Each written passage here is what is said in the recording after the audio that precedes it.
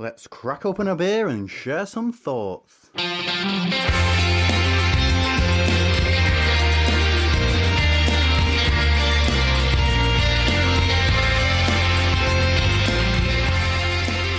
Welcome to Hopinions, and this is a bit of a special show for us because it's a look back at our recent trip to Budvar. It was quite a trip, wasn't it, mate? It was quite a whirlwind. What was it, about 62 hours we worked out? Yeah, from the time we sort of left home to getting back to our respective homes again, it probably came to about literally 2.5 days of time away, and I felt like we definitely packed a lot in there.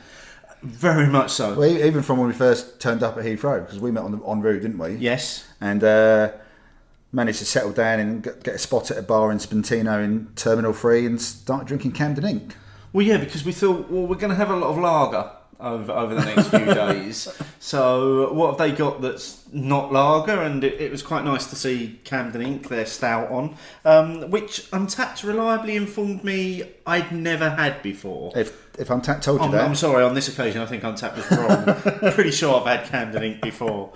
But yeah, it was nice to have a pint at the airport. And then we also managed to get a fairly exclusive beer on the flight as well, didn't we? Oh, what, the Speedbird 100? Yeah, the Brewdog special. Brewdog one, which was alright, to be honest. It was okay. I think somebody... Fruity pale? Yeah, someone in our group kind of coined it as being like beery lilt. Oh, in terms of the flavours, yeah. Josh said that. So yeah, I think that was actually pretty good description. But yeah, that was a nice one. Short flight anyway, isn't it? I mean, what is it? Less than 2 hours. It's about an hour and a half. Yeah. So I was really surprised by that actually. I feels like it should be longer. Yeah, it's like you're flying to essentially Eastern Europe. Yeah.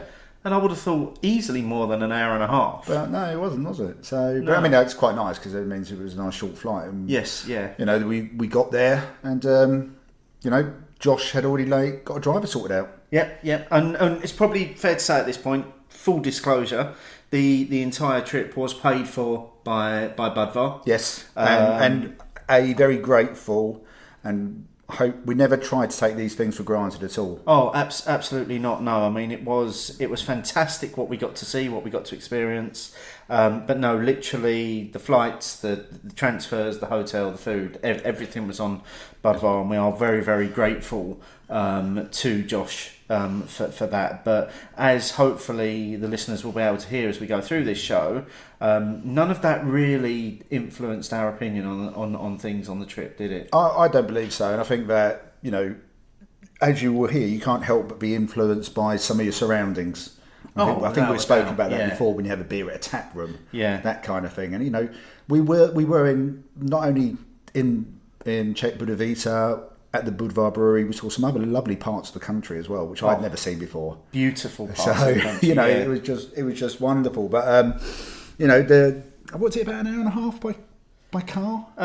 So it's almost as long as it took us to fly there. And it took us to drive there. You know, the driver was really good. The only problem with the van, it's like a multi-seater thing, isn't it? And was just getting out of it. So for whatever reason, the way the step was, we just couldn't get in and out properly, could we? Yeah, no, I fell into it. And I fell out. Yeah, so we made sure we covered all the bases there. Yeah, and then I'll tell you what, the guys from Budvar were so nice. Oh, that's so welcoming. So welcoming, so friendly and so humble. Yes. But then what I did love is that you had both the brewers who wanted us to get into the office and sit down with a beer. They were like, no, you're not doing anything else yet. That was they insisted. First thing we did was went to the head brewer's office, which we could only describe it as being like the headmaster's office at a 1970s secondary school. Yeah. You went down a long corridor. A lot of brown. You got to the end. There was then kind of almost like I suppose like an ante-room, like what would have been the headmaster's secretary. Yeah. And then you went through to the headmaster's office. Yeah. And then off of his office, he had like a conference room. Yep. And that was where they gave us fresh, unfiltered Budvar that had been bottled that day. Yeah. As well. Why we just had a bit of a chat and got to know everyone. Which definitely helps anyway. Yeah. We hadn't met these people. I'd watched a couple of the YouTube videos and stuff like that, but it's getting to know them, isn't it? And getting to speak to them. even, I mean, we should have recorded some of that conversation at the time as well. I think we both felt that, didn't we? We finished like, there's some really good content in there. Some great little nuggets in there. Yeah. But again, it was good fun. I think what we should also add is that Josh's partner Alice was with us. It was lovely to meet her, and I'll meet her again because we met a few weeks beforehand. She works at Gypsy Hill, and also Tim, who is editor-in-chief of the Brewers Journal. Yes, yeah. Effectively. It was quite a small trip, wasn't it? Yeah. In terms of the people that were on it. But like you say, very, very welcoming arrival to the Budvar brewery. Got to see the well. Still the original source of the water, still used. Now very much expanded by the two massive tanks next to the original well that draws all the water straight from the ground. Look around the brewery. It was a day where they weren't actually brewing, so it was very, very quiet at the brewery, and there was none of that sort of brewery smell really. No, and there wasn't really. I mean, really, the only sort of background noise was where we were recording. The rest of the brewery effectively wasn't actually doing much. Was quiet. Yeah. So if we'd recorded anywhere else, it would have been perfect. But yeah, I mean, it is still a working brewery, and there was still stuff going on. But we got to see those white Budvar tanks. Yes, we did. The many cellars worth of them, massive as well. And they're building more. Yeah, because they're not currently brewing enough beer. It would seem they're brewing more. So there was a bit of background noise while we were talking, and as you'll hear, all three of the guys from Budvar are quite softly spoken as well. That they are, yes. So we'll make no apologies really about the sound quality. We think it's good enough to release. We've both listened back to it. Yeah, and you can hear everything that they're saying. And I think once you get past those first few minutes, the background noise is pretty static. It stays pretty much the same all the way through. There's no real spikes, is there? Yeah. So if we could have done anything else to tone that down, we would have done. But hopefully, it won't spoil your enjoyment of it. No, I hope not. And like you say, it is a static noise, but it is background noise. It was a working brewery, and it was simply a day where they were transferring the delicious beer that they had brewed to tanks. Exactly, and so we were next door. Yes, there's no escaping that. So we're going to let you guys sit back and listen to the first part that we recorded while we were there, and this is all about the brewmasters, really, the history of Adam and his role as the head brewmaster, and Peter's role as well as the deputy brewmaster.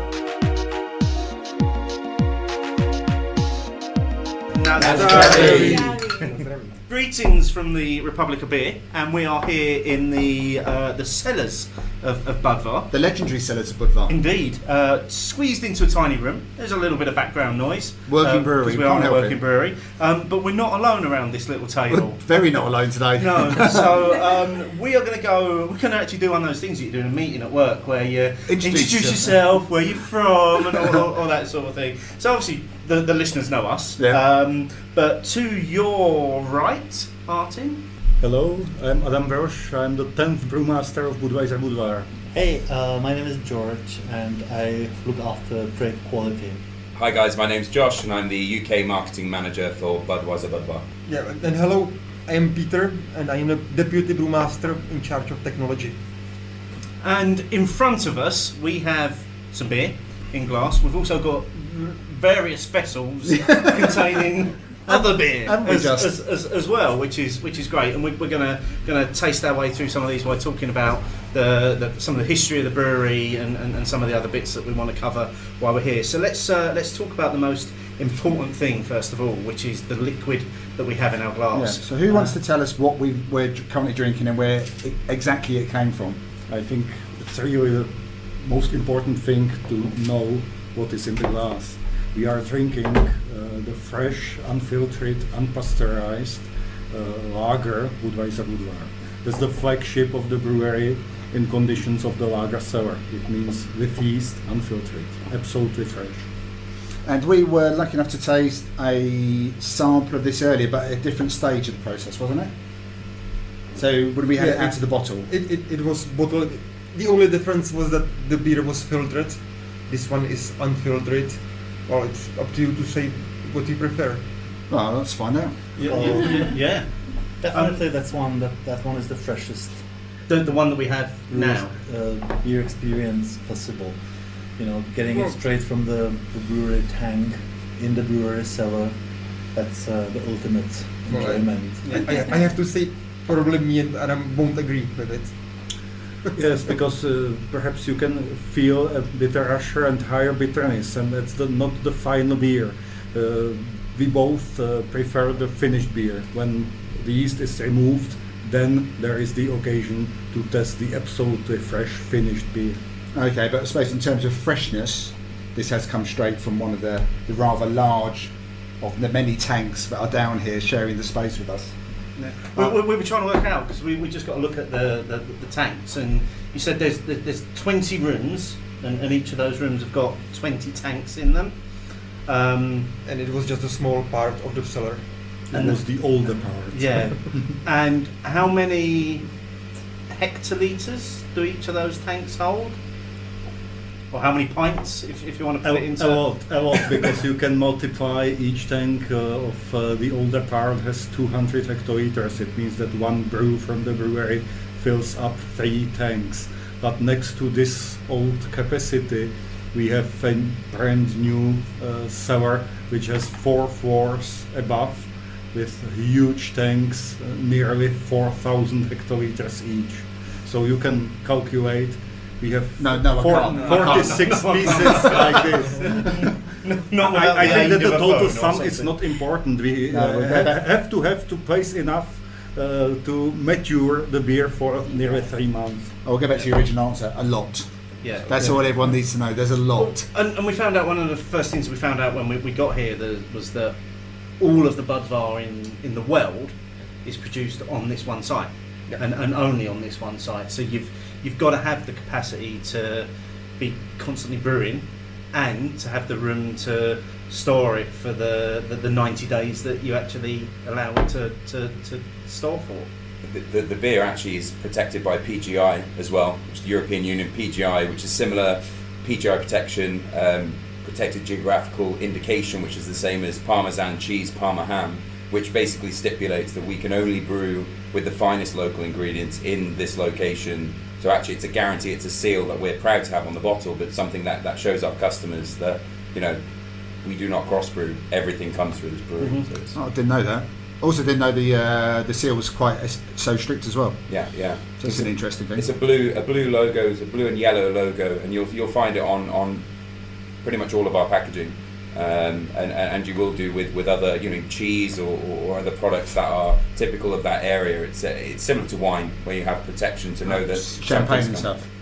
Or again similar sort of levels of PGI protection in wine, a DOCG, DOP, or Yeah. Okay. That's interesting. In case of Budweiser, it's only one logo, but many unique things. Not only the location of production, but the ingredients as well. And not only this, but the whole process is protected, because we produce the beer in the traditional way. It means the decoction in brew house, low temperature main fermentation, and very long maturation. It fits together to one logo, PGI. Yeah, well, actually, it's one of the strictest PGI out there, and I think we are the only one who use this PGI. Yes, because nobody else can cope with the strict specification that is there. That's true. It's very important to recognize the PGIs.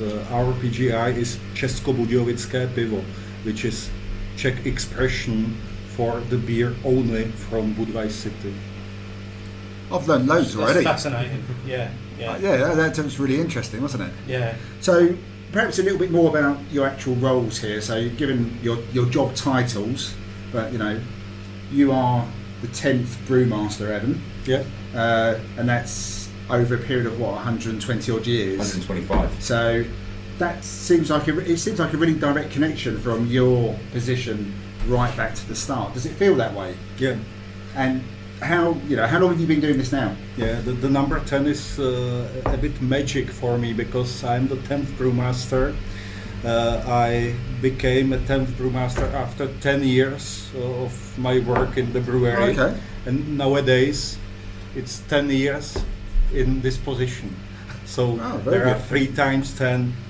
It's a very good job for me because I was born in this city in Budweiser, and it's a kind of dream job for me because I always wanted to study the natural sciences, the mathematics, physics, chemistry, and if you combine it together with the region and with the things which are unique in the region, you get the brewery, because the brewery is a part of the landscape of Budweiser. And when I studied the brewing, I wanted to work in this brewery. So this was an ambition. Yeah. But you really wanted to get to this point. Yeah. And it was fulfilled in this position. Well, so congratulations on that. Thank you. And for completing 10 years as well. Thank you. It was not so easy because the studies of chemistry and beer and brewing and malting, it's not the easiest field of studies. But it's worth doing it. Oh, I can imagine. I wouldn't have the scientific background or patience, I imagine, to do it myself. No, me neither. So it's still, we say this so often, that the brewing process for me is stuff goes in one end, magic happens, and then this amazing liquid appears in my glass. Yeah, that's as much as I understand of it. It's much better this description than in chemistry or mathematics, definitely. But what is more, I'm only the 10th brewmaster. Only 10 brewmasters served for this brewery, and it's a very important thing because this brewery is unique in the continuity of the original recipe from its beginning till today. So I think that to have the people which are aware not only about the field of studies, but about the tradition and about the wisdom of nature, which is the main thing in brewing industry. It's very important. It's effectively living history, isn't it? Yeah. I think for me, what's amazing as well is you can see the lineage of the 10 brewers. You can search it on our website, and you can see the overlap between those people and the information that's passed down. And for me, from a marketing perspective, also a beer professional, it's quite unique to work for a brewery where it has this long history, and actually when they say the beer was as it was in 1895, it is, because it's been, pale lager was invented in the early sort of 1840s. So actually we have been brewing this beer to that spec, and actually those handovers, which are years of people overlapping, it's again unique, I think. Yeah, that's true. If you are responsible for 25 years for the same thing, you can be sure that it will be perfect. But it's not only about one person, I must say, because I have a great team of deputy brewmasters, of technicians, of all the people working around the beer. It's not only about one person. Well, that's a pretty good segue into Peter's role here then, as deputy brewmaster. I was fascinated by beer ever since, and I'm also local from here, and beer was always a part of our culture at home and everywhere, and that fascination brought me to look a little bit deeply into the magic, as you called brewing. It's a kind of magic. So yeah, that fascination definitely magic. Forced me to look deeper in the magic. So my role here is to take care of the process parameters throughout the whole production process. So all that parameters guarantee that our customers will be having fun with our beer as usual, and as was always in the history. And I suppose one of the key things there is the consistency of the product being the same every time. Yeah. And you both just mentioned there that a few minutes ago that you prefer not this particular version straight from the tank, but once you've pasteurized it. No, not pasteurized. Unpasteurized. Once we filter it, there is a taste that is not that well discussed, and it is the harsh bitterness of yeast itself. When you taste yeast, they have their own yeast bitterness. So that is something that is a little bit, let's say, disturbing the harmony of the filtered lager, because as we produce just from Saaz aromatic hop, we like the fine bitterness that is there, and you don't need to disturb this fine bitterness by yeast bitterness. So that's why we like the filtered version more. Yes. There's frantic nodding around the table here in case for anyone listening. I quite like. I have to admit, I'll be honest. I actually quite like a little bit of the bitterness, but I do know what you're saying. I mean, the Budvar we had earlier was really soft, but still very clean and crisp at the same time. The most important thing is the harmony in taste, and we do much for this at the beginning with the ingredients, to use only pale malt, only the fine aromazacer hops, the finest hops in the world. So it means that we are tending to the great harmony in the finished beer. So then any disturbing stuff is not good for us. So I perceive it that it must be fine. I love the use of the word harmony. Harmony, yeah. Mm-hmm. A lot of time we talk about balance and drinkability. The word harmony is slightly more poetic. I love the way that you've used that word. It sounds really good when you're talking about this beer. It also demonstrates, I think, just how much you care about it. Yeah, because if you are finding to have balance, there could be only two components in balance, but in harmony you have more than 3,000 compounds in the beer to give the concert to. That's the harmony. You two are working here all the time and producing the beer, but you need people who can talk to the outside world, which is why we've got George and Josh here. So perhaps George, you could tell us a little bit more about what you do here. Well, as Peter said, he already mentioned that beer is quite important to the Czech life, and the society is closely connected to its beer culture, which is very unique. So if you just think about the Czechs having the highest consumption of beer per capita worldwide, it's like 140 liters. So I've always felt really strongly about this category, and having this opportunity to work with people who really are devoted to the quality makes me really enjoy my part of the whole process, being somewhere in the middle between the production, which I fully trust, and the customer. Because I believe that whatever the very professional colleagues in the science, production and laboratories and all the people who actually do the field work, making sure that every single batch coming out of this brewery is perfect, whatever they do might go wrong or might fail if we have something missing out throughout the process when the beer leaves the brewery. So my devotion and my goal is to make it sure that quality is understood, that people know what they deal with, that they know that it's a delicate product with exquisite harmony. And I just want to give this message and help our clients and partners and friends and whoever enjoys Budvar to do it the best way possible. And what about you, Josh? How long have you been with them now? So I started with Budvar in April last year. I think obviously before some of your listeners might recognise my dulcet tones from a previous podcast. So I used to work for Goose Brewery in Chicago doing brand ambassador and events and stuff. And anyway, I was approached by the guys at Budvar to join. I did sales for a couple of months in London just to kind of get bedded in, and I've been doing marketing since sort of July. For me, these guys, the brewers, make my job very easy because they brew, one of the best authentic Czech lagers in the world, and actually as well in terms of as a marketeer, lots of marketeers are looking for content, they're looking for authenticity, they're looking for stories, and Budvar is rammed to the rafters. It's an amazing brewery.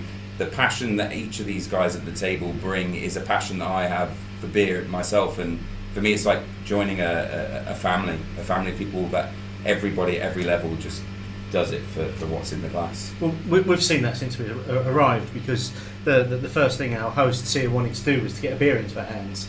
and it was like they literally couldn't get us to the centre of the brewery quick enough to get us a beer, which was incredibly welcoming. It was very welcoming, because as Steve said, after the journey as well, but also, you know, we've experienced times when you get the chance to talk to people about beer without drinking the beer, and the beer is at the heart of what we're talking about. It's the heart of what we love.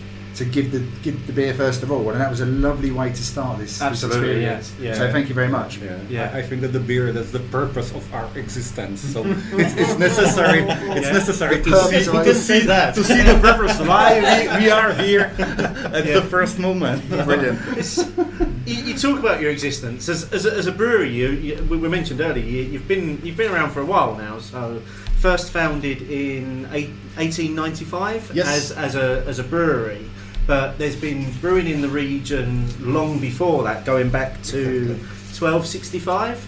Around about then, with some historical brewing going on here, and then in, let's say, 1895, the brewery Budvar itself was founded to start producing beer in the region, and then in the 1940s. The brewery became state-owned. It's got a lot of historical significance to the region in terms of the brewery being here. The brewery being state-owned, it's a really nice proof of how significant it is in the Czech Republic to brew beer, to live around beer and to take it seriously. What does the state ownership add to the brewery? Because it's there aren't many breweries that are in that position. Certainly that we've come across in terms of being owned by the state. That must bring certain benefits to what you do here. Well, on one hand, it's definitely an advantage, and the advantage is that, in that sense, that it gives us certain assurance of protection concerning our trademarks. Another way how to look at it is that the structure of the state ownership might be too complex. But if you look at the breweries nowadays worldwide, you know, big gigantic breweries spreading not just over countries but over continents, it might be even harder to agree on things and to move on. So we are relatively complexly owned brewery, but we have been always successful at making our point in terms of our strategies, and I would say that the results we have, if you look at our export success, or if I look at our brand, how it develops and how it's understood, it's very consistent. And I think that the state ownership contributes to it. It might be so that also the way how beer is produced here cannot be just changed by having the owner changed or by having the brewery sold to someone else, applying to someone else's standards. We have developed our standards, we have our beer, we are proud of it, and we just keep it. Yeah. Does it feel like you are owned by the government? Well, it's not that the minister would be sitting next door, but that's a good thing. That's a good thing. No one wants that. It does, in the sense that, of course, we are a little bit more than just a brewery. You know, I look at Budvar and I see the Czech brewing culture. I see the Republic of beer. You know, I see us as someone who can do more than just brew for our own purposes. We have cooperations with small local craft brewers where we help each other. We are mentally set to one goal. You know, the way they produce beer is really, it's a proper beer making, and we approach it in a very similar way, but at our scale. Our distribution has different potential. Our experience is also, I would say, wider because of all the global distribution and the level of technologies we have. We can really be a good benefit to our partners who also brew beer around the Czech Republic. Some of them might be our competitors, but I don't see it so. I would say Budvar is state-owned, because it's the essence of the Republic of Beer. And we are proud to keep this seriously in our hands and being one who represents the whole industry rather than one among other many brands. I think you were about to say something. It sounds nice, but I have to emphasize one very pragmatic thing, because our trademarks are in several markets closely linked with the form of the company, and the Budweiser Budvar national corporation is vital for some brands in several markets in the world. So I think that's the highest protection of our marks in the world. Okay, that makes sense. It's very I important. was saying, I was talking about the protection of the trademarks. That was actually the time when, after the Velvet Revolution in the Czech Republic in 1989, many state-owned companies have been privatized, and many of them do well, but many of them you can't see anymore. So there were issues with widely privatized companies without the assets and strategies how to keep the value they have had and how to move on. So in case of Budvar, the value of the trademarks was very important, and it was very closely bound to the form of the company. And not changing it, not privatizing it back then has helped us to protect the trademarks until now. And it has one big advantage for me, because I'm really proud of Budweiser beer, and I'm really proud of the Czech Republic, and it fits together. And the two go hand in glove, as we would say. So I mean, from my perspective, from the UK's perspective, or state ownership in the UK with Budweiser Budvar, that whole representing the Republic of Beer is something that absolutely translates over into our market as well.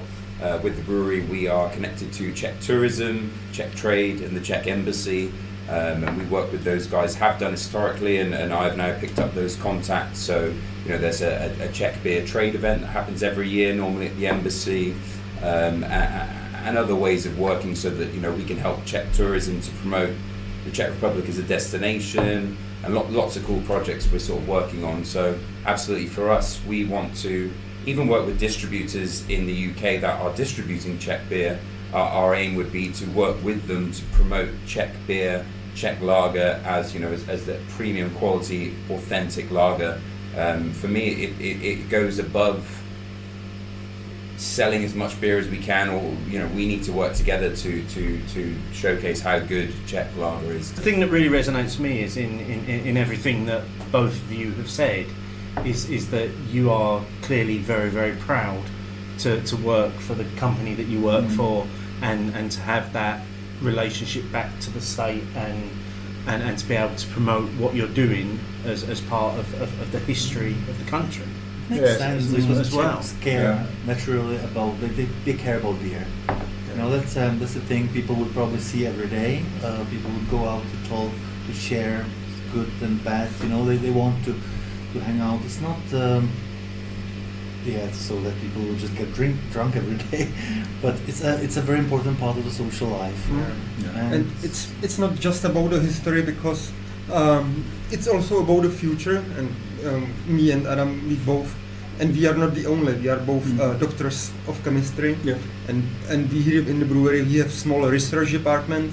And what is nice about, let's say, this atmosphere we've got here in the brewery is that we can freely publish anything that we discover in the science of beer, and it's really quite unique. You don't see that much, let's say, free publication from big breweries, and it's quite nice for us that we can do the beer science, let's say, freely, and maybe we are encouraged to do it. And I like this attitude, because if you share the information, then the world goes forward. Without the sharing information, it's impossible. And I think that it would be a pity to stop the development of the world, of the brewing world, of the brewing industry now. I think it's very important to continue with the sharing of the information. So we share the secrets.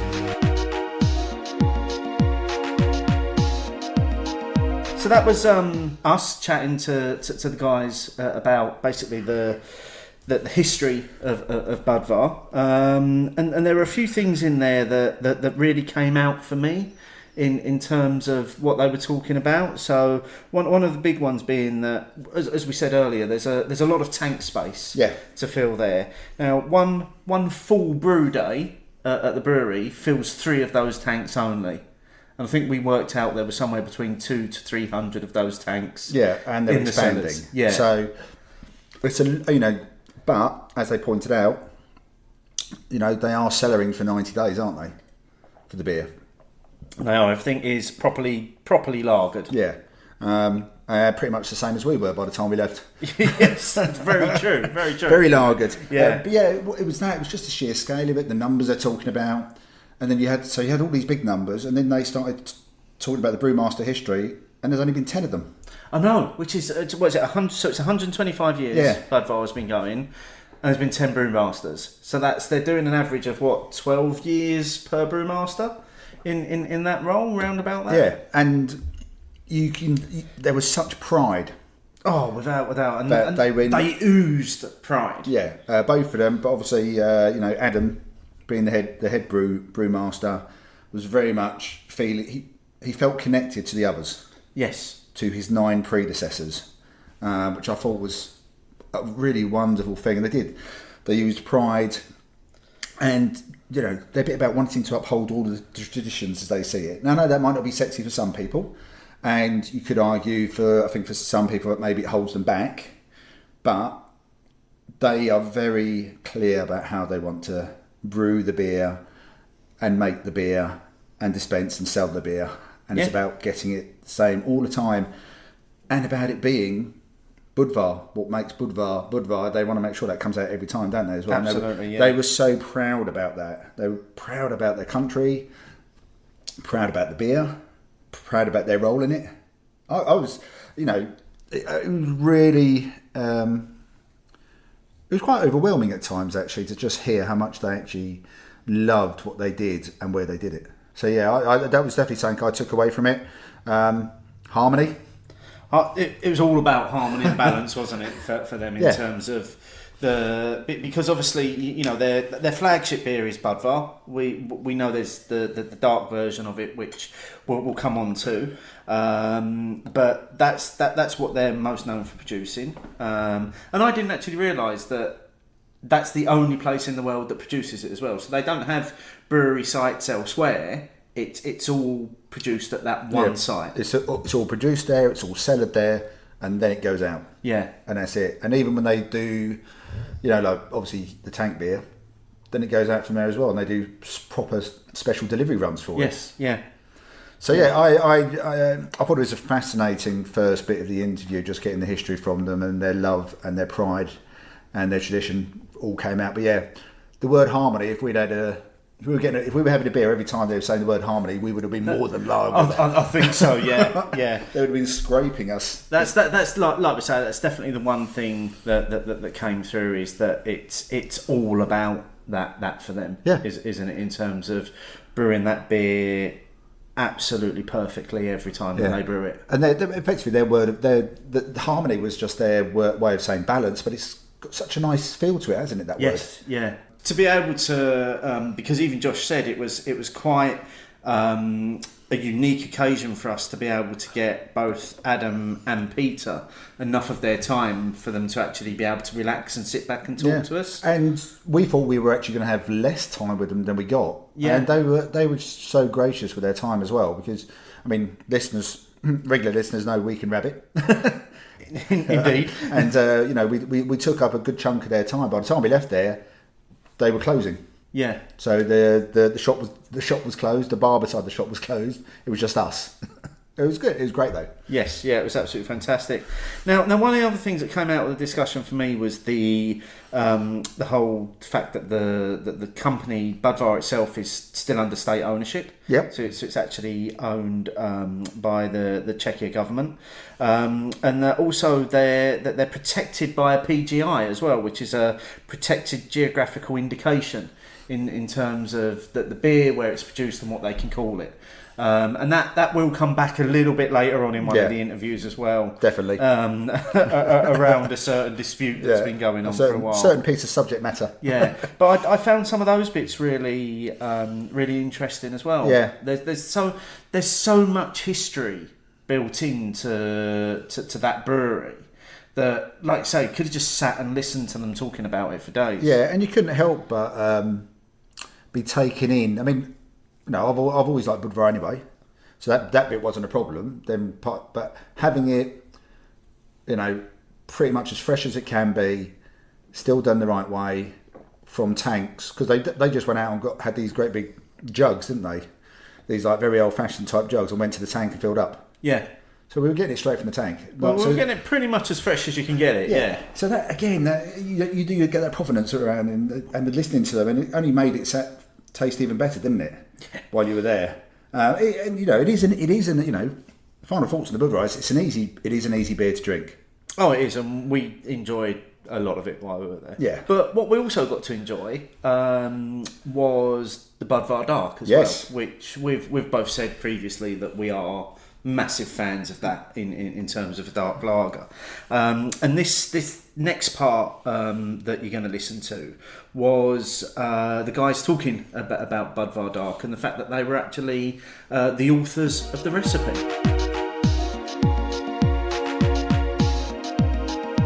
We've moved forward into a second beer. Who would like to say what we've got? Well, Adam is author of the recipe, so... Oh, in that case, you should definitely go. I'm co-author because that's nice. It's not always about one man. I have told you, but the dark one that was the deal of me and my colleague Brož. We cooperated on the recipe, and it's always about it. To tune up all the ingredients, to tune up the process. You need more and more well-educated people and professionals to get the goal.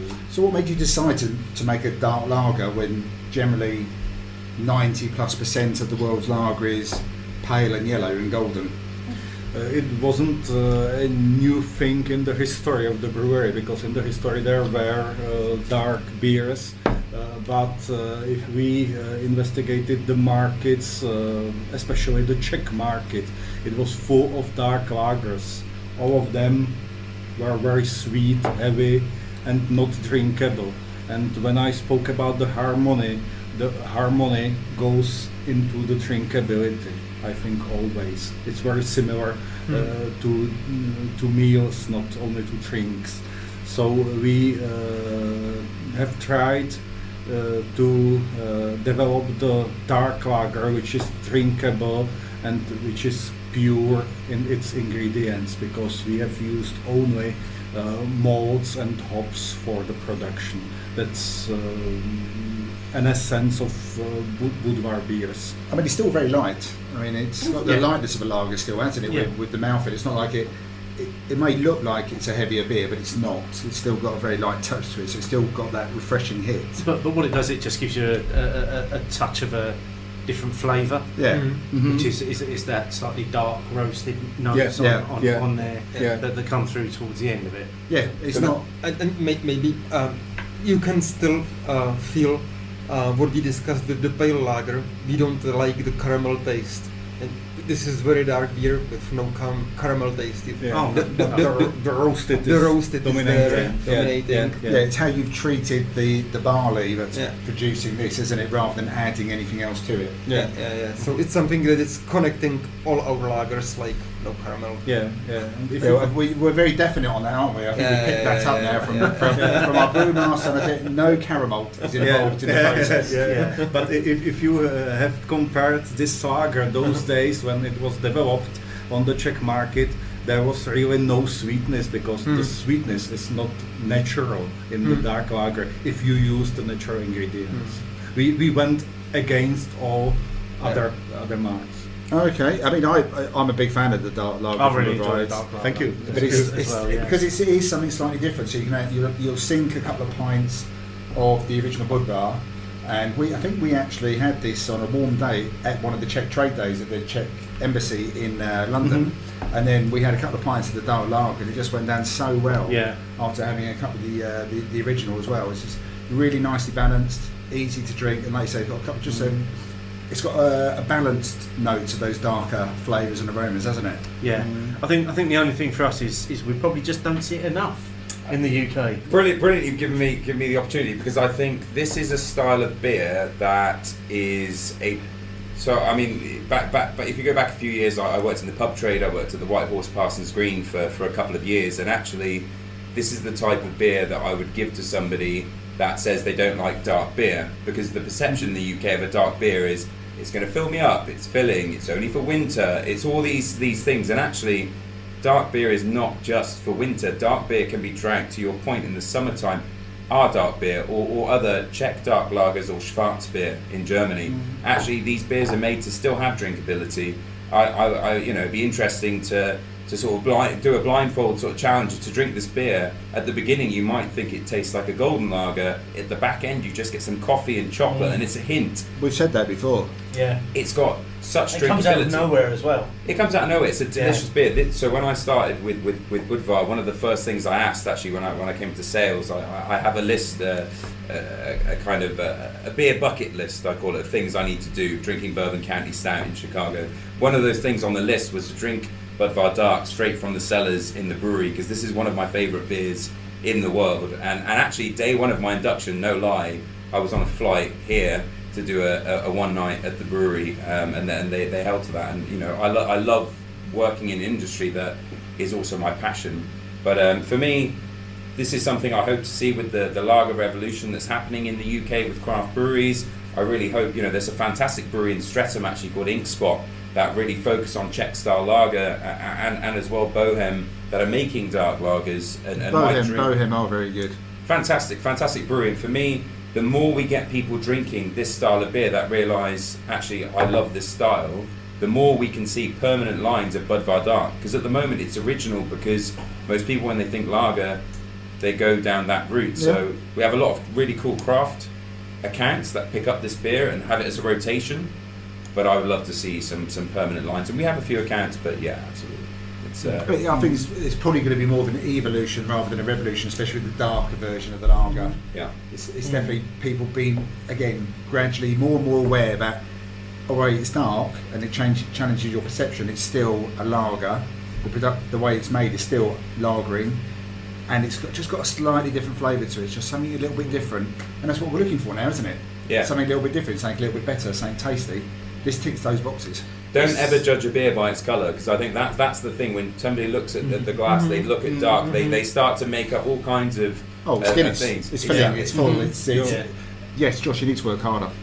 That's what we're saying. I'm going to focus on marketing, but actually no.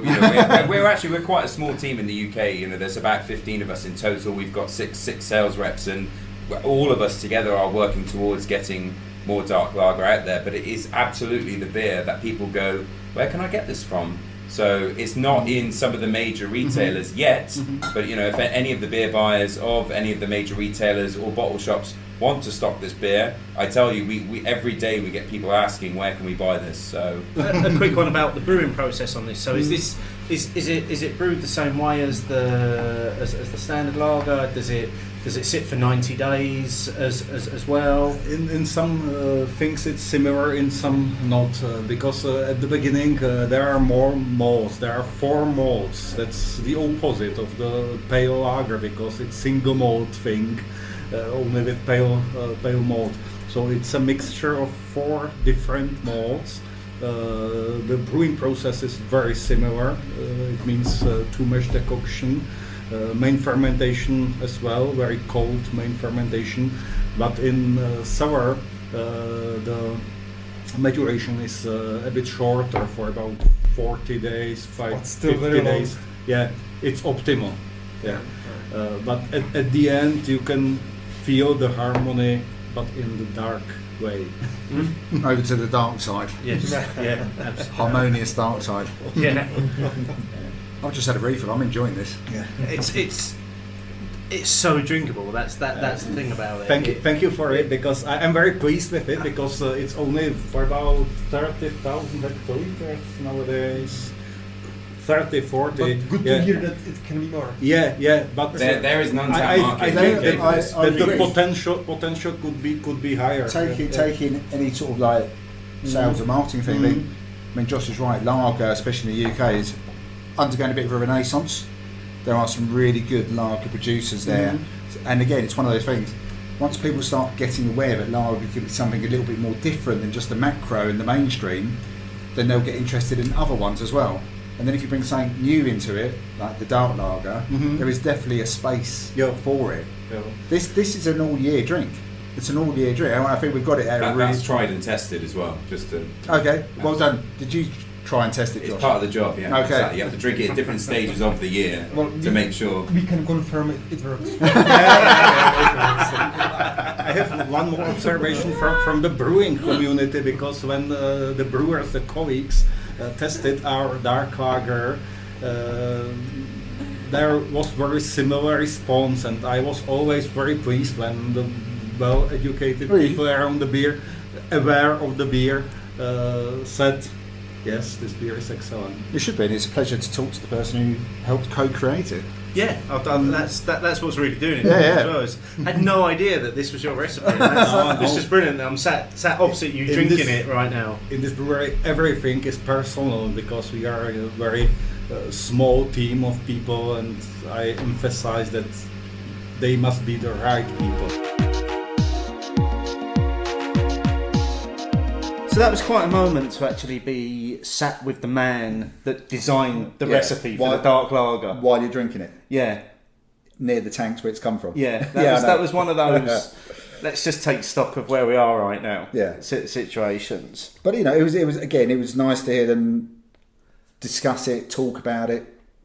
And then by no means is it a big seller for them, relatively speaking. No, it's a tiny percentage of their home sales. Yes. And certainly in the UK, it's not a beer that you see anywhere, really. It's rare, but it is so nice. It does get a nice balance between it still feeling like a well-balanced lager, but those use of the malts they've got, which I think was 4 different malts, does give it a nice extra bit of a layer to it, another layer to that beer. And if pushed, I do wonder if I prefer the dark lager to the original sometimes. Or does it maybe depend on where I am and what I'm doing? I think it's a beer that I feel is certainly more sessionable than the standard Budvar lager, purely because what it doesn't have is that sweetness that you get with the original, and therefore it makes it easier to go back to it again and again. Well, we again. got topped up, didn't we? And it didn't take long to go through the top up. No, not all. And certainly that evening when we went out as well, we went for the dark lager over the standard one. Well, I mean, place we stayed in near, not too far away from Czech Budweiser, Český Krumlov. It was a cold night. We'd gone in, we were having some meat, and it just felt, the Budvar Dark seems to just suit the moment, the venue, the food we were eating. But yeah, I think we actually mentioned about, to Josh, can we see it in more places? So anyone who's listening, yep. If you want to see Budvar Dark in the UK, have a word with Josh. Yeah, we need to start that revolution. But I think we also talked. We did touch on that. We've been saying it for a few years now. Lager comeback, good lager, and certainly a couple of weeks after that trip, we went to Brew London, the replacement for Craft Beer Rising, and we did get through a few lagers there as well. There were a lot of lagers, and I do think this year we are going to see a summer of lager. This year, I think we're going to see a lot of new lagers come out. A lot of breweries specialising in lager, and I think all of this is kind of just following in the footsteps of quite a lot of tradition that exists in Europe. Yeah, and where I think they've often had good lagers anyway. Same when you go to Germany. Yeah, certain parts of Germany have some wonderful lagers, and we just went through a period over here for a long time where we bought into the whole everything's cold, fizzy, and bland. Yes, yeah, and we kind of lost that original. Yeah, but some, and we've talked about it before with some of the UK producers. turning around and knocking some wonderful lagers, knocking them out. So I'm more than happy. Except I sometimes feel like I have to explain myself to friends though, and they say, "Oh, you like lager?" I said, "Yeah, I just want one. I just want a tasty one though." Yeah, one that's done properly. Yeah, one that's actually been lagered. Yeah, the word lager. yeah, and what it actually means. You always feel like you have to say, justify. Oh, you drink a lager. Yeah. Well, yes, because it's nice and it's good. Yeah.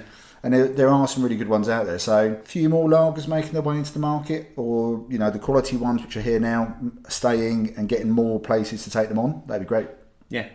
Well, we spoke to the guys quite extensively about the historical side of things as well, and in this next part that you're going to hear, they do talk about how beer has essentially been brewed in Budvar since 1265. Yeah, it's a long while, isn't it? It is a long while. So hopefully this will give you a bit more of a picture in terms of that background, and also we get an opportunity to try the Imperial Wet Hopped Pilsner, which we were the first from the UK to try, we believe. That's what we were told. Yes. And I'm willing to believe that.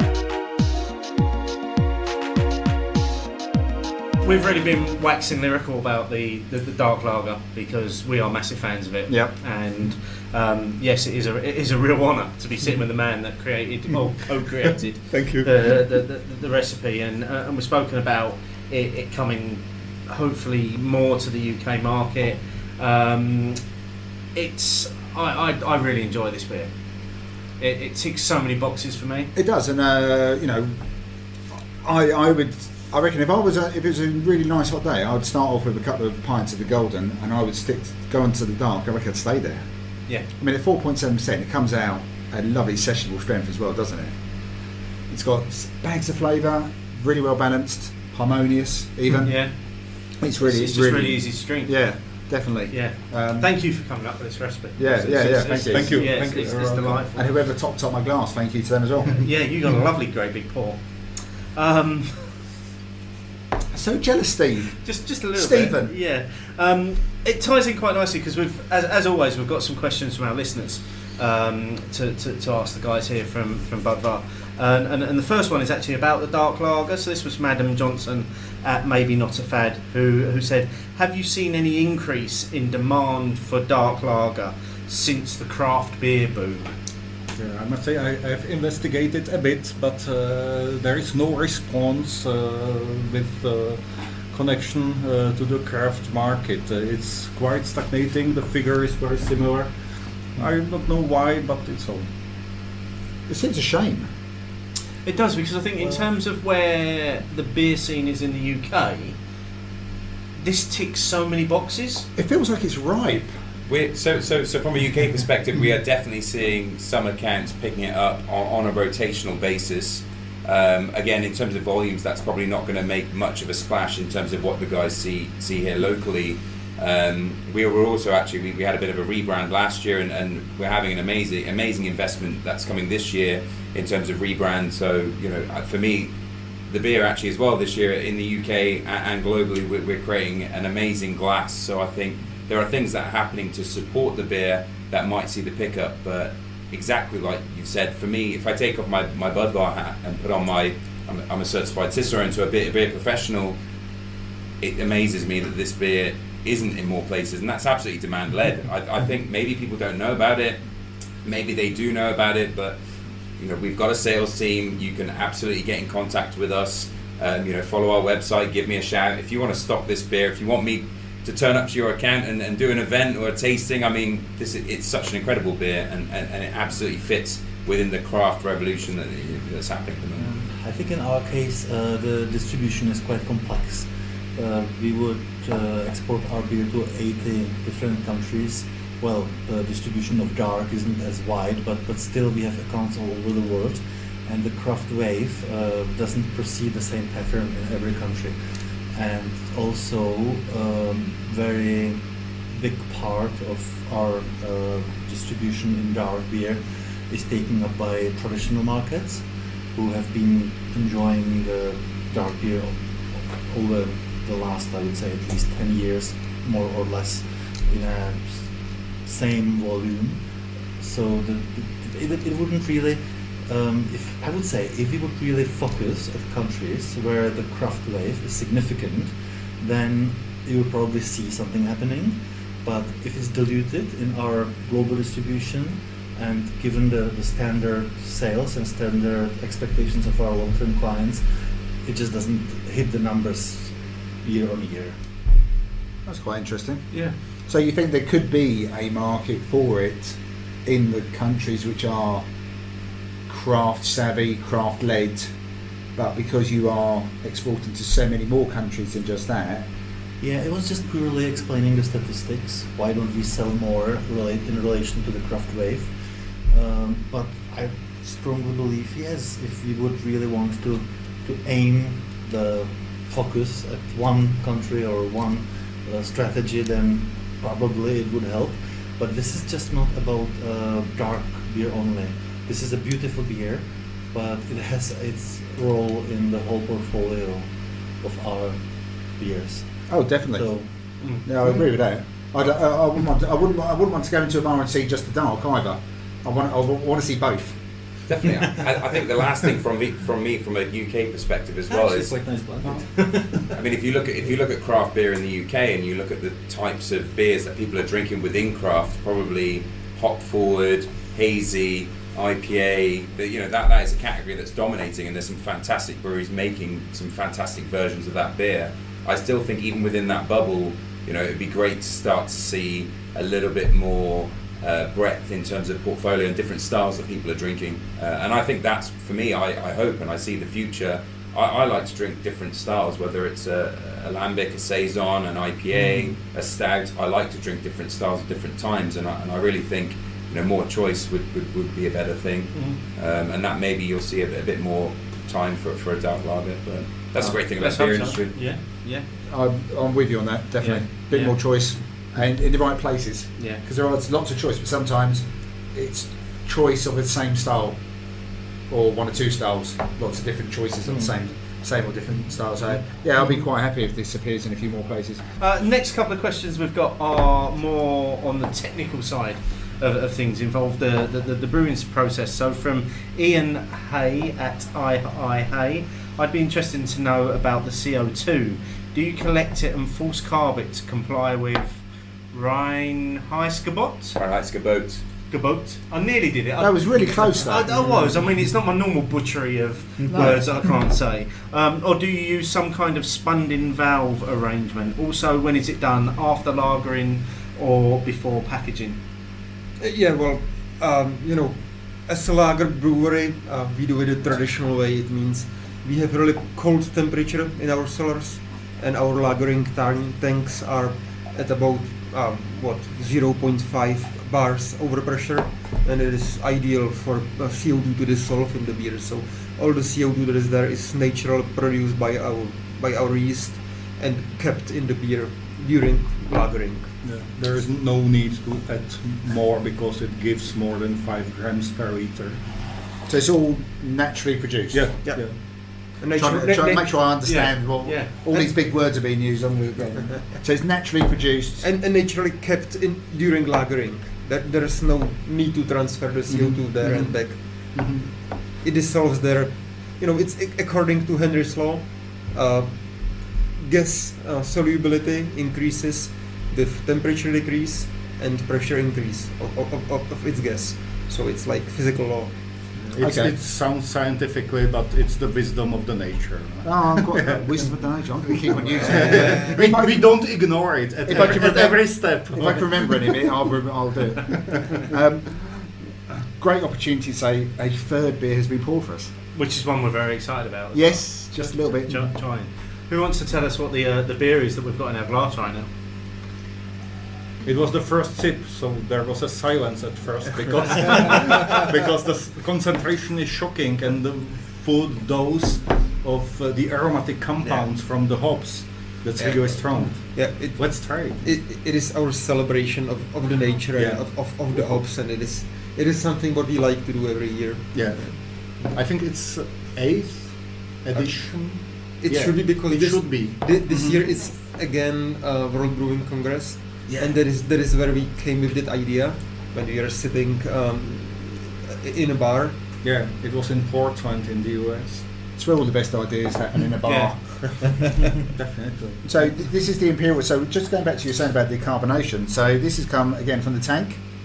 Yeah. It is. So you sort of decanted it into a brass jug of some kind, tankard, and there's a lovely head on my drink. Yeah.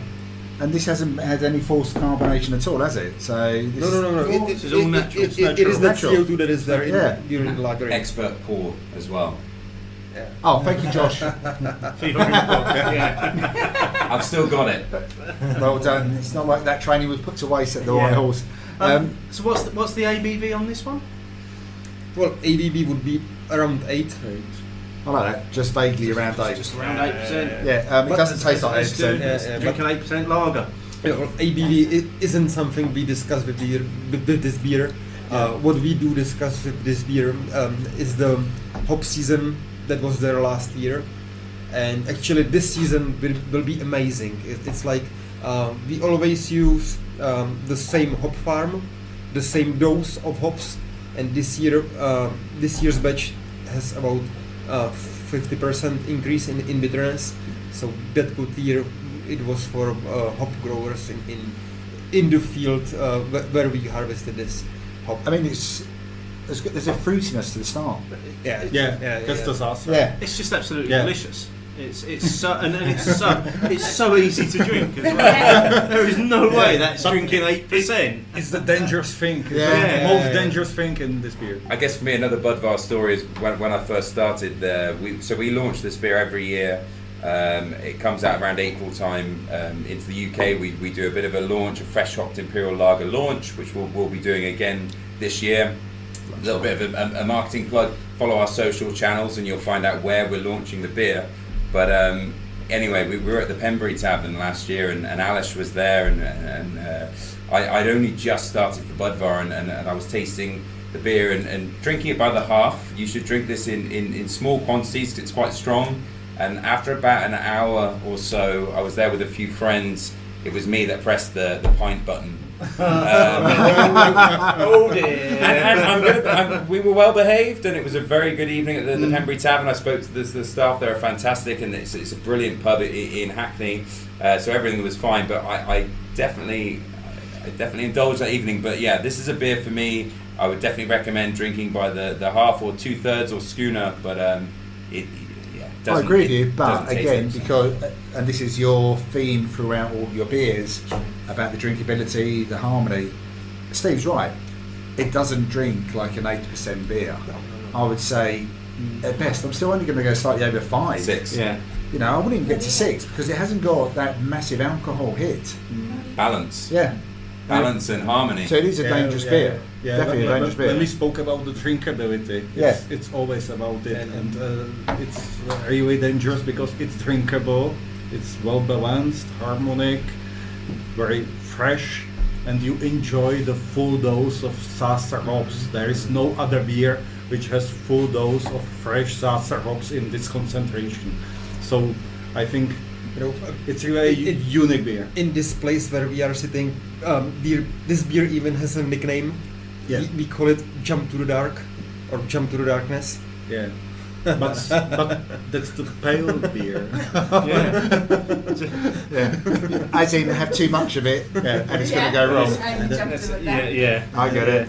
There is one more thing important, because when we invented this beer, it was done for joy. We made it for joy. Well, it's definitely joyful. For nothing more. Yeah. So was this another of your recipes?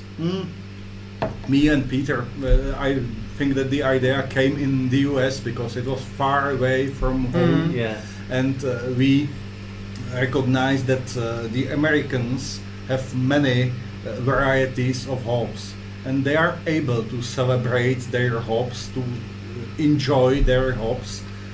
And we told each other, we have let's celebrate hops. Yeah, let's celebrate the best celebrate our hops hops. in the world, the Sacer fine aroma hops. Unfortunately, one of you remembered the conversation the next day.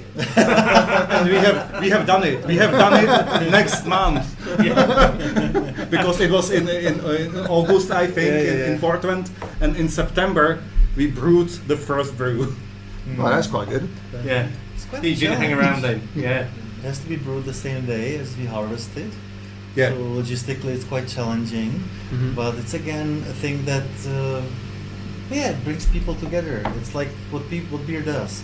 You know, people, the colleagues. It's not just Petr and Adam, but people who are actually interested in joining them for the batch can go to help with the harvest, and the same day they come back from the south region back to Budweiser and brew the batch. Personally, it's important. All of us personally each year. Yeah. That's the 8th edition. And so it's a bit like a green. Is it like a green hop, Josh? Like the green hop they do. Green hop beers in the UK. Similar principle. So essentially, it's hops that are harvested that are still wet. I think wet hop or green hop. Yeah. They're wet from last season. They go into the beer. We lager we lager ours for 200 days, but it's exactly that. I think. Sorry. So this is lagered for 200 days. So this is another 110 days longer. It's not ripe now. Be careful. It's not ripe. So actually, that was a thing to say. Actually, so you guys are the first people from the UK to be sampling 2020 fresh hopped imperial lager. So get your untapped check-in in, because nobody from the UK has tasted it. So this is still needing a bit more time. So is it on untapped yet? We might have to check, because I don't think it will be. This is fresh off the press, fresh wet. Get on me, Josh. You're fine. We're in the cellar. I can't check it in anyway. Yeah, we're miles away from anywhere. That's an absolute celebration of the brewers here. It's the harvest in September. So in the morning we go to the field and harvest the hops, and in the afternoon we have to start the brew, and then it just rests over the winter, and now in March it will be actually going to our markets. So it's well rested and well thought through. So thank you. If I have a few more, I'll be well rested. So staying on the technical side of things, we had a question for Hop's Sake For Hop's Sake. We don't know their name. No. What is the mashing schedule that you have here, and does it involve decoction? Yeah, I feel that the guy or girl who give this question is well educated, because decoction, that's the vital thing in drinkability, and it's the vital thing in Budvar as well. So the answer is yes. There is two mash decoction starting at 37 degrees centigrade, continuing at 50, 65, 75, with all the machine boiled as the two mash decoction is set. So that's really so. Yeah. All the Budweiser Budvar brands are mashing by decoction. Yeah. Actually, we get this question quite often, like why do you do that? That it's that difficult, like that complicated. Why do you spend all the money on it? And it's like we feel it is really part of the soul of the beer, because as Adam has said in the beginning, beer is a drink composed of 3,000 components. More than 3,000. Yeah. And if you have a look at these components, definitely majority of them are not soluble in water, or in that slightly alcoholic beverage as beer would be, which means they need to be solubilized. You say it in English? Yeah. In a different way, and there is again some physical chemistry happening connected to the decoction, because many of these components are actually bonded to the surface of let's say nanoscopic structure of the beer that is being produced by the decoction. Well, actually, beer science is a little bit behind, and it has not discovered yet all the mechanisms that are there, but we feel it in the taste that there is something happening during the decoction that changes the physical composition of the beer. There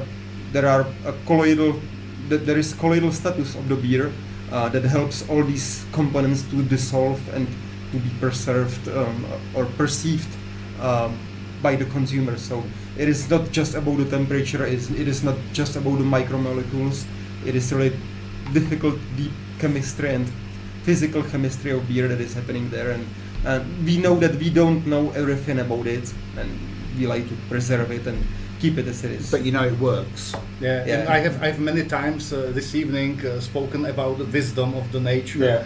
It's the typical part of this, because the decoction process has been made to tune up the differences, the variances in crops of ingredients into the beer, to make always the top quality.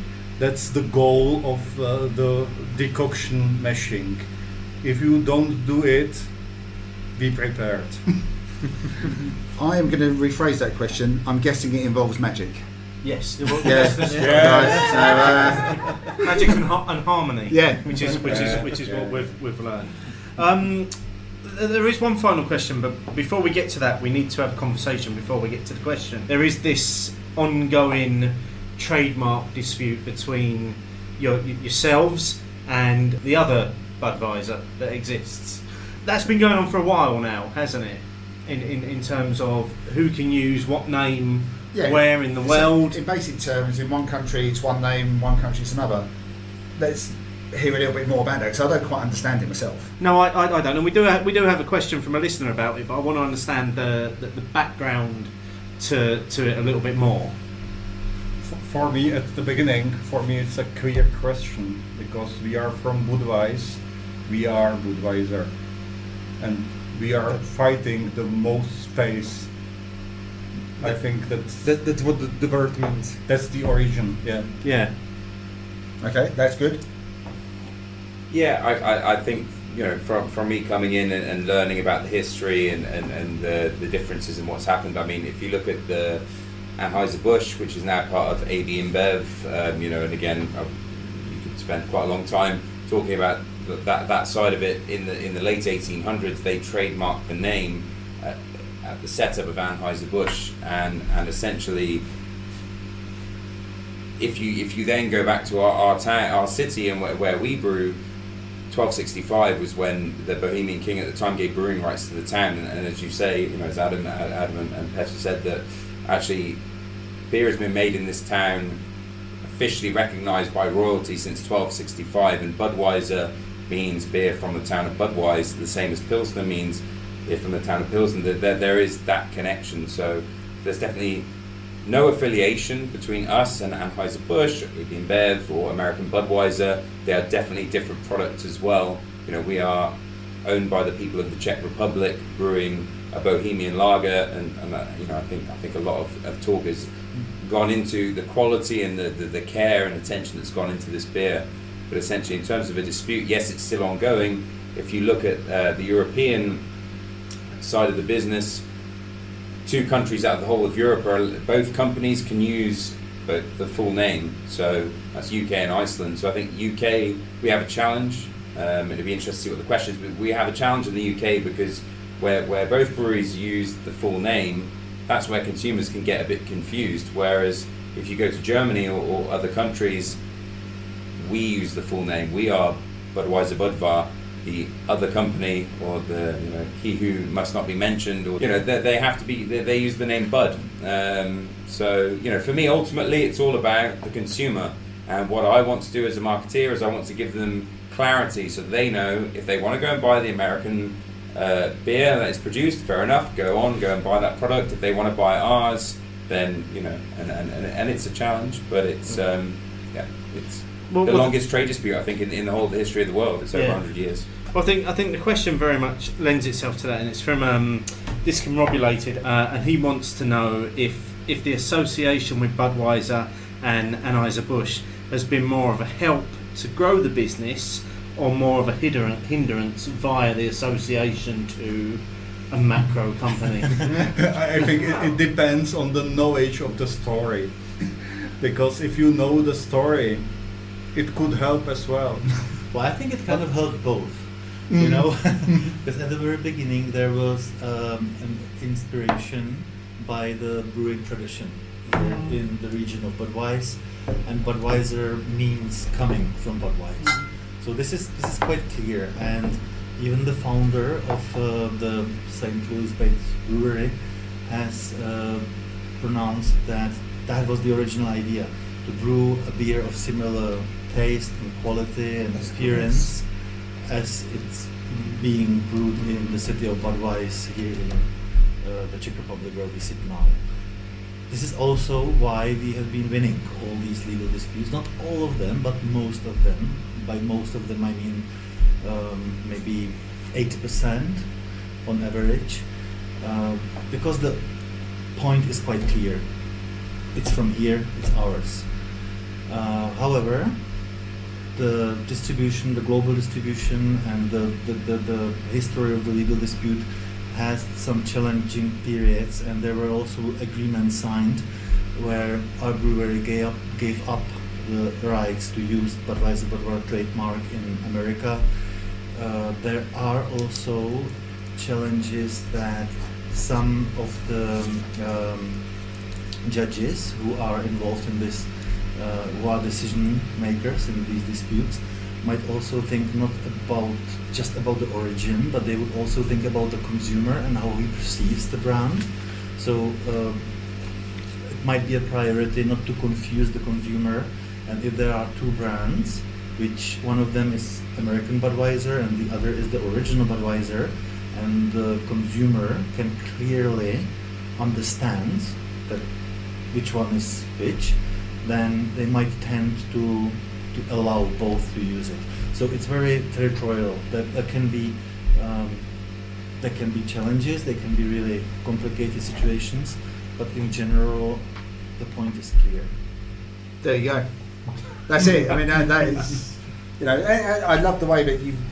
I mean, Josh gave us a really good background to it all. But the three of you, two of you are from the city where we're in, and one of you become a city dweller from your previous place, and you are so passionate about your description of that you can understand why this trade dispute is not over and will carry on for a long time yet, because it's hard to argue against. It's hard to argue against the provenance that you're talking about from here, but equally there's a weight of a whole nation which is so big behind the other one. We just ultimately, from my side, I just want people to drink the beer that they intend to drink, and actually, if you do a side by side tasting, and you'll see the difference. That's true. No, I mean literally. Well, you'll see the difference when it's poured into the glass. Let's be definitely. honest. Yeah. It's yeah. Any final thoughts on the Imperial? Because I mean, you've had a top up, which is why you've still got some of the glass. The rest of us have all finished. I was going to say the only thing is we've ran out, so luckily there are some tanks next door, which unfortunately we can't bring the listeners into that. But we can experience for them. Yeah, that's what we do. Well, that's what we take do. one for this. We'll take a hit for that. Yeah. Steve, given you've had a second one, what do you think? I'm loving it. That's it. Okay. We may lose Steve later. Sorry about that. I've got nothing to add to the fact that it is superbly drinkable, and you're all lying about the 8%. I'm contesting to the fact how superbly drinkable it is by drinking a second glass. Oh, very good. Yeah.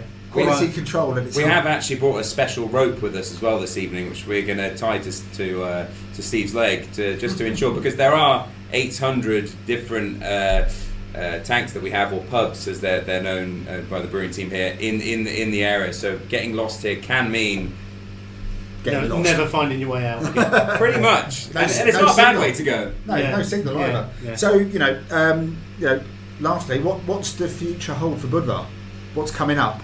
I will start from the production point of view, because it's clear again we are focusing on increasing the capacity plus 50%. So in future we will be ready to produce more great beers. Brilliant. And that building work is literally going on around us, isn't it? It is a bit of a building site down here in the cellar. Yeah. So that's capacity. What about markets, messages? I think from my perspective, as Adam said, we're looking to grow 50%. We're looking to grow capacity, but most importantly as well is that we are staying to our tradition in terms of long maturation time, only brewing in the town of Budweiser and České Budějovice. So we are doing all of that. We're going to double it, 50% increase our size, but actually we're still going to stay to those true origins of the things that your listeners have heard. We're going to stick to that quality. So and I mean in terms of the UK, as I say, we've got a rebrand that we're launching globally, which you'll probably see coming to market in around June time. We've got a new blog that we're launching in the UK. Johnny Tyson, who again has been on one of your former podcasts, is now actually the beer writer for Budweiser Budvar in the UK.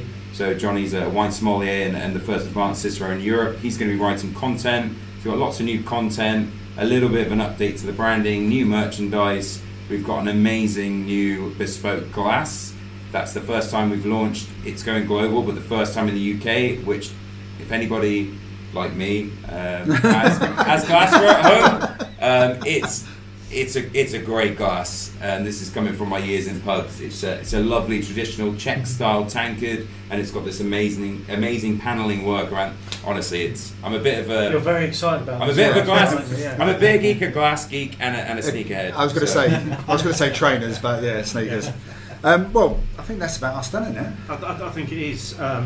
Thank you so much for giving up your time today and talking to us about what you do here, and with the amount of passion that you have for it as well as just come through. And I really hope that's come across, because we're definitely feeling it and seeing it. So thank you very much. Thank you. Yeah. Thank you. Thank you. Cheers. Thank you. Great greetings to Great Britain.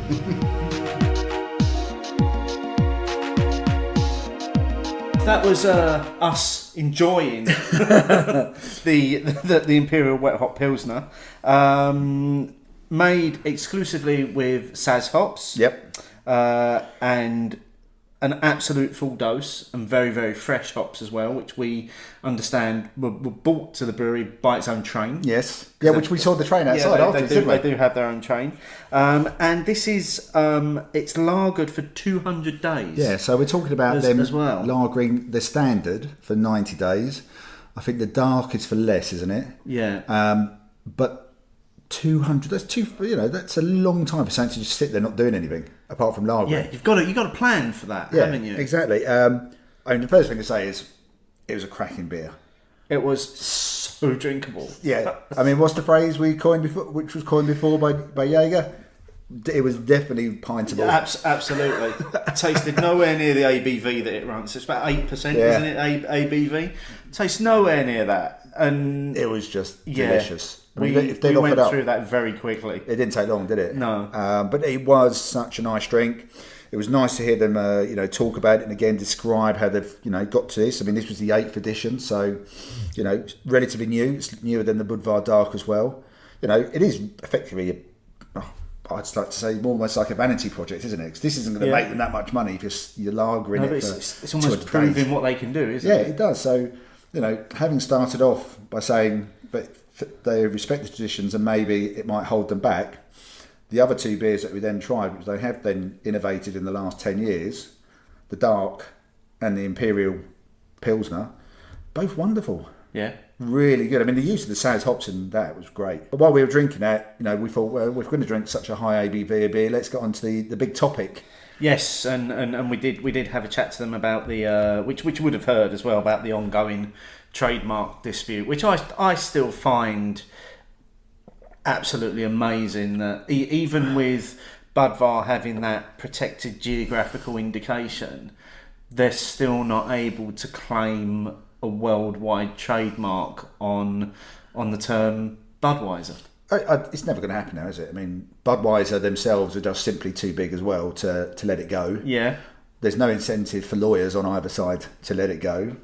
You've got the US government, which is going to back Budweiser, and you've got Europe backing Budvar by and large, not all of them, because over here we let both of them use their own the names, don't we? Yeah, I think it was mentioned in the interview, wasn't it? It's us and Iceland, which are the only two countries in the world where both use the same name. Yeah, well, it's odd, isn't it? But I mean, again, I don't think I've ever confused him. I know Josh made a point of saying that when he used to serve it in the pub, he always made sure they knew what they were getting. Yeah.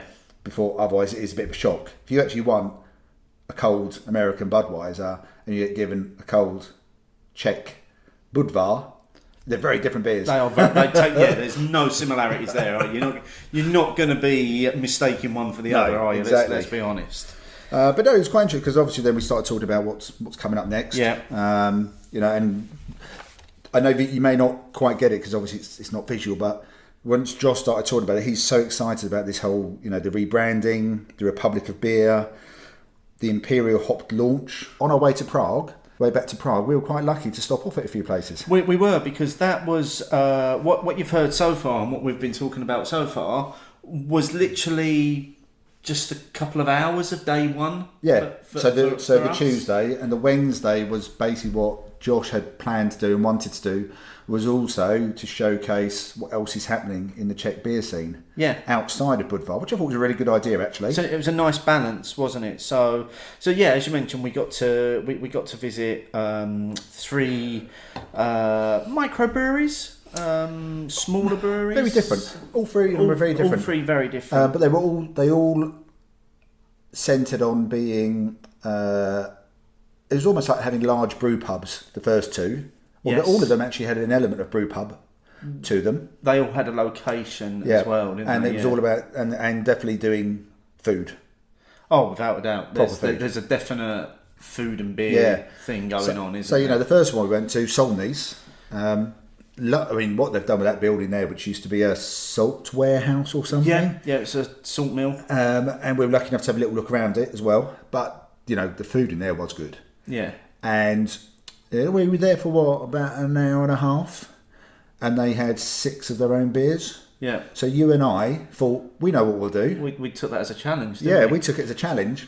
And we had a lovely guide with us as well, didn't we? Who'd given us a little bit of a history of the actual town we were in as well. And we were back in Budweiser then, weren't we? We were just in the old town. We were in the old part rather than the industrial bit where the brewery is. Yeah. And she was really nice, and I said, right, yes, we are going to have a little bit of sensible here. Can we have smaller pours? Their version of smaller pours is a lot different to ours. I mean, it was still pretty much 330 milliliter pours. Yeah, it was almost like when going back to when we were in Ireland and you asked for a third and you actually got a third of a litre. Yes, so we've got smaller pours than you'd normally see in the Czech Republic or Czechia, depending on your point of view. But they were no means small. No. But for me, the interesting thing about that building, the facility that they had, like you say, an old salt mill, based over 4 floors. Yeah. So 2 floors of food and beer. Yep. 2 floors of event spaces. For me, the only thing I could compare it to, and hopefully some of our listeners will be able to make this comparison here, is Northern Monks Refectory in Leeds. The closest I could come to describing it. Very much an industrial building that's been put to good use. Yeah. As you walk in, there are a number of shiny tanks, which seems to be a stable feature in a lot of Czech bars. But the fascinating thing was that literally just around the corner, they had also bought what was a shop unit, and they had put their own microbrewery into a shop unit to brew their beer. And then they got permission to dig up the streets and run pipes directly from the microbrewery to the restaurant. Yeah. So they were getting uber fresh beer in the restaurant as well. It was actually 5 beers we tried, and so there was like varying degrees of like the pilsners, and then we hit the Irish dry stout. Yeah, which was a special that they had. Yeah, and that was delicious. Which was cracking. That was that was a nice beer. I mean, all of them were nice. We did get a few takeaways as well, and so the place was called Solnice. In case anyone is ever in the area, can recommend the food and the beer. And it had a lovely. Although the beer was obviously important to us, there was lots of people in there who weren't there just for the beer anyway. They were there for the food. Or there was a wide array of other drinks available as well. So it had a bit of everything, and you could easily have a group meal there with a partner, with mates. It sort of tick all the boxes. Someone had money doing that place. Yeah, without a doubt, they must have done. So the way it was done up, they had money, but they also had a vision. Oh yeah, and they carried it out. And I said, so that was quite. They were still quite traditional beers, weren't they? They were the sort of beers I think you'd expect to see in where you are. So I think we were in southern Bohemia at that point still. This was a very slow start to getting back to Prague. We hadn't really gone very far at all. No, not at all. I think we both thought we were maybe going a bit further to that first stop. And when we stopped, sort of like 20 minutes after we started, we were like, okay, here we go again then. Yeah. So from there we moved on, and I must admit to not being able to actually tell you where we went next. We went somewhere into the Czech countryside. It was the place we ended up was on its own. It was on its own. It was like kind of, I think there were camping pitches and lodges there, so you could actually stay there. But again, a restaurant and in the basement a brewery. So I think it was Zvikov. That's how I would say it. Yeah. Where we got to try a range of beers from our host. Eight I want to say 8 different beers. Different styles. Yeah, and again, I made an effort to ask for smaller pours.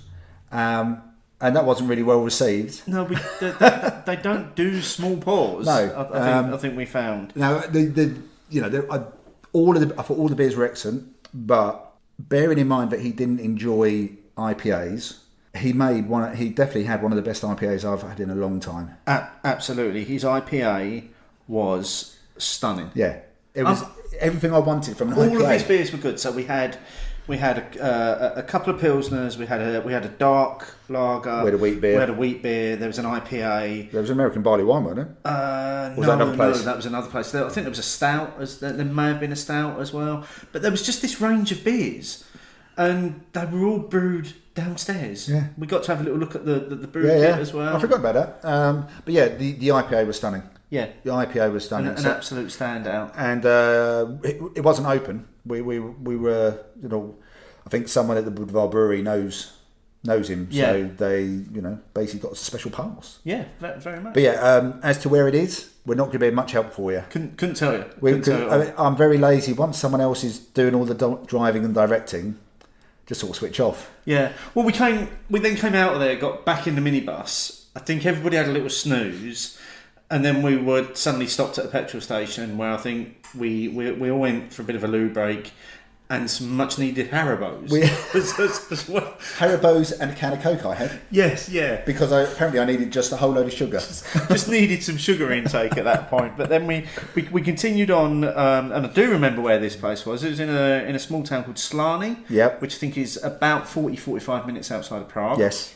Where we visited Antoš brewery as well. Now this was a brewery of two halves. Yes, one, and we picked up another guide. We had another guide. Yeah. And again, I am really when it comes to languages and stuff, it's not my forte. So he didn't speak English. This Antoš, did he? No. So she was doing the translating, and I found it was actually quite fascinating. The bit where if we'd wanted to speak Russian, he could have done that. Yeah, because he'd had to learn it at school. Which does make sense, doesn't it? Because it's not that long ago, really. So for him, he would have been able to do Russian. Yeah. So Russian or Czech. So, but yeah. So we went, and it was just a brewery. Straight away, it's a normal brewery, industrial unit, very much like any brewery tour that you've ever been on. Yep. You walked in, lots of FVs, brewing equipment, but then again, out the back was the traditional Czech FVs for lager. Yes, so had them lined down on their side. Yeah, horizontal. And I think the first beer he gave us was a session IPA, was it? He gave us, and that was straight from the tank. Straight from the tank, absolutely delicious. And we are actually drinking one of these beers. Well, we've been drinking it throughout the show, but we thought we'd wait until this point to speak about it. So what is it that we've been drinking and enjoying this evening? So it's the Crystal IPA, 6.7%. Which I think we did try there as well. Yes. It's got a nice rye sweetness to it, but it hasn't got that sort of pepperiness that you sometimes associate with rye used in beers. And it's actually, again, and this is the bit which dovetails quite nicely into the whole experience at Budvar the day before, is that all three of the places we saw still wanted to create balanced beers, and they all made a point of talking about that as well. It was about the balance in the beers. So this one, 6.7%, doesn't taste like it. Absolutely not. Easily sub 4. It's very, very smashable. It's got a flavour and an aroma of old school IPAs. Yeah. and it looks like it. It tastes like it. I mean, we've worked our way through this bottle, and strangely enough, it's in a 1 litre plastic bottle. It's in a 1 litre plastic bottle, but to be fair, taking away environmental concerns, the actual carbonation and the feel of the beer has lived up quite nicely, in my opinion. Well, considering we're 4 weeks removed from as we recalled from when we went, so that's held up really, really well. Yeah. I said right. I mean, it's Crystal IPA, so it's crystal malt, isn't it? Yeah. But it has got all of the old school IPA feel to it, but again, it's incredibly well balanced. Yeah. But all of his beers were, and we got to try quite a few of his beers as well, because after we visited his industrial site, he then took us to his historical site. So the bit which people get to see, but we got to see a bit that people don't normally get to see. Yeah, so it's a 15th century building, Yep. I believe. Currently being used upstairs as, again, a restaurant and bar. Yep. But he took us downstairs into the old cellars, where they've got a brewery. And then he took us down even further into the cellars, down this tiny tunnel, into this tiny space where they've managed to fit another brewery. It's bonkers, isn't it? Which they brought all the equipment in and built it in the cellar. It's never coming out. That cellar is always going to be a brewery now. Yeah. And again, we tried a few of the beers from there, and he was doing some innovative brewing as well. So you tried a sour, didn't you? Yeah, and that was delicious. And again, very generous with his time. He did give a small pause, which was just as well, because I think by the time we left there, we'd probably had about 20 beers that day already. Yeah, easily. That's before we went out in Prague in the evening. And so, again, but it was the setting. I could have stayed there. I would have been happy to have spent my evening there. Because there was some good music on as well. Yeah. And could smell the food. It was cold outside. They had a big fire. I was thinking, I could just rock up here. We did go out in Prague. I think we should say that we went for a bite to eat, and then we did go to a crafty. Yeah, it was called the Craft House. Yeah. And what did we drink, Steve? We drank West Coast IPAs, Imperial West Coast IPAs, and then I believe I'm right in saying we finished on a barley wine. That's exactly what we did. Because wasn't it the clock had just passed midnight and it had just ticked over into your birthday. Yeah. And we thought the way to celebrate that after drinking all day long would be with a barley wine. Exactly. And then we went somewhere for a couple of cocktails. We did, but that was Tim's idea, though. The thing that I found about all of those beers that we tried in the craft house, and most of them were from Czech breweries. All the ones we had, the 3 IPAs were definitely. Yeah. And I'm pretty certain the American barley wine was as well. Yeah. But all of them were Czech breweries. The IPAs were cracking. They were spot on. Exactly to style, but the thing that I still found amazing about them was they all had a beautiful body about them, a lot of life, these really thick creamy heads, but they drank so easily, and the only thing I can compare them to is them almost like being kegged cask beer. It was that smooth and easy to drink. There was a smoothness, but so bang on style. It was, and it's that harmony again. Yeah, and that's what it was. Keeps coming back to. And we spoke about that at the table. We were all there sharing a few drinks together. We did speak about that, and we said, "It's obviously a theme. It's obviously a theme that there are brewers doing new style beers and moving away from maybe some of what would be classed as traditional lagers, pilsners." But there is still an element of that tradition about the balance and the harmony going through it. And I love that though. Absolutely loved to see that.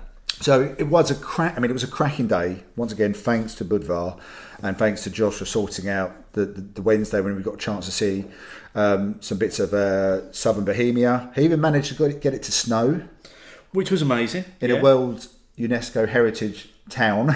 Yeah, which, let's go to the highest point and look down, survey the scene. And then it snows. Yes, just what you want. And then the next day in Prague, it was all clear, blue skies and sunshine. It was really nice. I mean, I've been to Prague a few times before with my brothers and stuff like that, and I've always enjoyed going there. But there is definitely a scene. There is definitely a beer scene outside of the traditional, and that's not to be disingenuous to the traditional because they do the traditional really good. So it was a spot on whirlwind beery trip. Well, I think we are seeing, especially what we got to see with some of these other breweries, we are seeing a bit of a rise in other styles of beer coming from Czechia now, and I think that Josh was saying there's somewhere between 480, 500 breweries now in Czechia. And obviously you've got your big ones, but you've now also got, much like you've got in the UK, you've now got all these micro and nano breweries that are springing up, where people, yes, have been inspired by that traditional style, but they're also seeing what's happening elsewhere in the world. Yeah. And they're saying, well, I want to try some of that. And what happens if we take all this that we know about how to brew balanced and harmonious beer, and what if we put that into an IPA? What if we put that into an imperial stout? What if we put that into a barley wine? We're going to get the same results, and that's what we experienced. Yeah, let's be honest, that Wednesday I didn't have a bad beer. Didn't have a single bad beer on that day, no. So we were in 5 venues, three freedom breweries. One was a craft house and one was a traditional place, and I didn't have a bad beer anywhere. Yeah. And by the end of the day, we'd easily done over that 20. Really enjoyed it. I would go back to Czechia in a heartbeat. I would. I'd very much go just to Prague and spend a bit more time in Prague. Yeah, because that's probably actually where we spent the least amount of time. Yeah. The one thing we didn't mention, we did stay in a hotel which is actually a brewery as well. Yeah, a beer hotel. Yeah, a beer hotel. Yeah. And the shower gels have beery pictures on them as well. Yeah, everything was themed, and it was absolutely cracking. So once again, massive thank you to Josh from Budvar and from Budvar for sorting that trip out for us. Definitely, we're so grateful to have been able to experience that. It really was a fantastic look into what is happening in Czechia in terms of beer right now. Yeah, and I hope some flavour of that has come through with what we recorded and what we talked about. Yeah, and a slightly different show for us. Yeah. So rest assured, listeners, the next show will be back to something a little more normal and a little more what you're used to. Exactly. But for now, cheers. In sweet harmony, let's come